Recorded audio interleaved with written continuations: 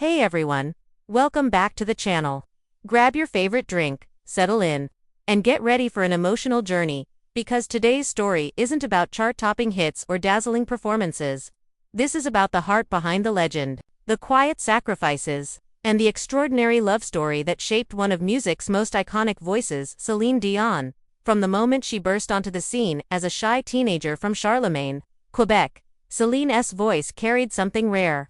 A depth of emotion that seemed to reach into your soul. But behind those breathtaking high notes and record-breaking albums was a woman whose greatest masterpiece wasn't her music, but the way she loved her family.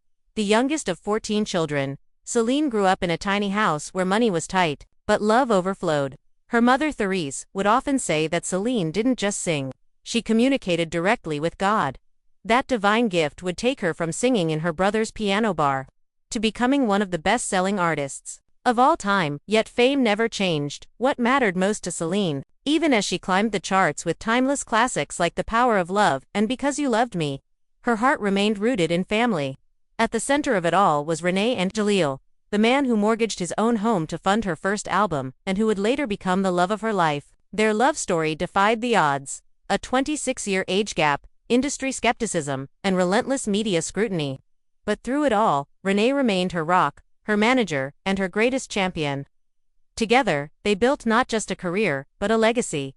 Then came 2016, the year that would test Celine's strength in ways no one could have imagined. When René lost his battle with cancer, the world watched as Celine stood at his funeral.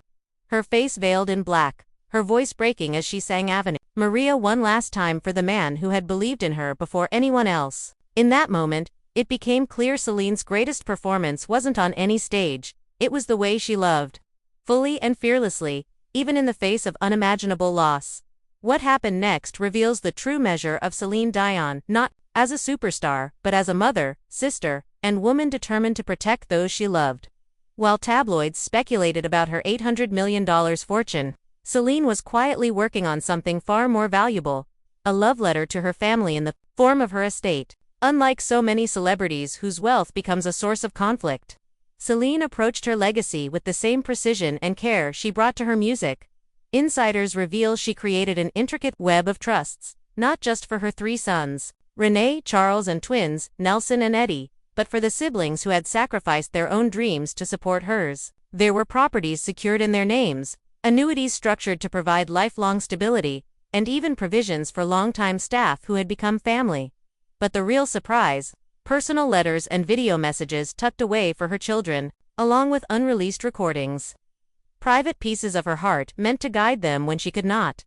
For her brothers and sisters, the realization of what Celine had done hit like one of her legendary high notes. One sibling reportedly broke down upon learning she'd ensured their grandchildren's educations would be covered.